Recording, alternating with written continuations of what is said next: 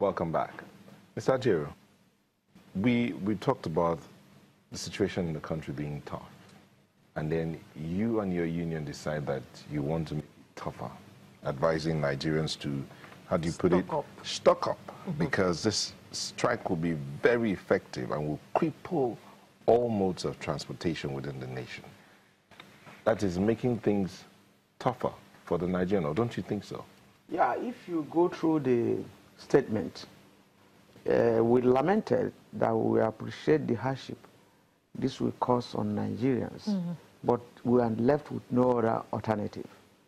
And what we did was advisory, that this action will be effective, because since there was no attempt to discuss these issues, and it's going to be effective and on Nigerians, so we had to advise them on how to go about it so that it will be less stressful. When are you calling out the strike? Well, the strike wasn't meant to last long, but with the position of the minister, were sounding very militant. The strike will not be called off when the conditions are met. No, when does it start? Oh, by Monday, the effect will start coming on, but it's gradually building up throughout this weekend. So it's not going to be like a typical Nigerian strike. That's what ULC is coming up, to go and block the roads. No, but the effect will be biting. How are you going to get market women to sit at home and down? No, we are not going to bother market women. Market women will go to the market. Okay. We are not going to flog conductors, block market women. They'll go about their normal business. But we are going to buses can run if they want to. They are going to. It is only when we discover that the minister is equally strong the way he's talking that we'll tidy up some other areas. Then for some of our affiliates that the railway, the coaches will be out. And we see where the buses are passing through. We do So we don't intend to stop people from going to market, their businesses. And you're also threatening the banks, that the banks will be shut down as well. You understand that some of them, they're not government owned. Well, the issue is that those are the ones who mentioned are affiliates of the United Labour Congress. The affiliates that are telling you they are fake. The affiliates that are telling you they are illegal. So if they go on this action, this is what you are going to see. And that's, if you watch, there are unions that are super unions. There are unions that have super leaders. But when you are now describe them as fake and they fold their hands, that's what you are going to experience. Before now, people were telling you that there is nothing like ULC. And I'm going to say at this station that remove ULC, there's no NLC. And that's what this strike is about to prove. Now, Mr. Ajaero, this is a very serious matter, grinding the whole nation to a halt. You mean that since you made this threat, government has made no attempt to call you all to a table to discuss the matter?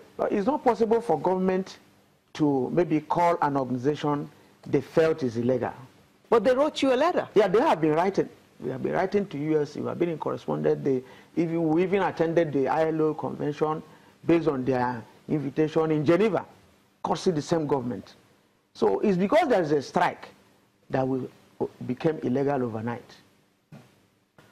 I think if I may come in here, yes, one of the things that I appreciate in them when people are in leadership or positions of leadership, authority, is what former American president said, that when you tell the nation the truth, when you tell the people the truth, the nation is safe. Because why all this, deception, if you will, on the part that declaring someone you cannot keep to a promise. We just watch a commercial. If you don't keep a promise, there's bound to be some reaction by the people. And I think that it's about time the government started just respecting some agreements. And that's why when foreign investors come into this country, government will do one thing. They don't trust the government because of inability of the government to keep a simple agreement. Dr. Obese, but look at It goes down to that, I said before, sending a representative of the government that don't have, the people that don't have the skill, what it takes to negotiate. a trade agreement. Look at it from just that angle. What about these groups that are agitating? I mean, you have different unions agitating already, and the ULC comes in to add its own agitation to what has already been going on. And some of their demands, indeed the bulk of their demands, are already being agitated for by other unions. Yeah, because if they don't do that, you know, it's like a stubborn boy, you know. Government seems to be a stubborn boy that if you don't... Maximum pressure. Yeah, put maximum pressure. They will not act, you know, to this. So this is the best time for the union. What about consideration for the statements by government that things are not where they ought to be right now? I mean, we just came out of a recession. But you also talked about the fact that we have not really recovered from the recession. Yes. So adding pressure on government at this time, is that the best thing to do? No, it's, for me, let government begin to talk about it. Because after now, and they come up again, no one's going to answer them. But the point is that let all the things be solved right now. Let all the problems be solved right now. Because this thing did not start today. All this summer agitation, okay, well, look about ASU. What are they asking for? Are they going to live in the university forever? If you go to, you know, I haven't come from, I didn't school in Nigeria. I haven't come back and went to visit my cousin who was in one of these institutions. And I said, what is going on here? Why are they behaving like monkeys, hanging on windows to receive lectures and go to their hostels? It's like, oh my goodness, like prison. I couldn't fathom it. So what will it take for a government that set up an institute? If you're not ready to set up an institute, you just don't shut it down. Shut it down. Yeah. But if you must, you know, I think the attitude of government is that, okay, they do roads, but they don't consider the maintenance of that. That road one day will go bad. And then they just, okay, we provided the road, let it last forever. And nothing lasts forever. The universities need to be maintained. Workers need to be paid. And you have this attitude. Let's look at that side of maintenance of the universities. They have different departments. They have engineering departments and all of that. That could help also to sustain some of these infrastructures that have already been built. They could use it as their own form of practicals. Yeah. Can that be done? No, I was involved in, educating the universities. It was sponsored by Ford Foundation and CMD and all that. You know, I was part of those who were. Now, how universities can become autonomous.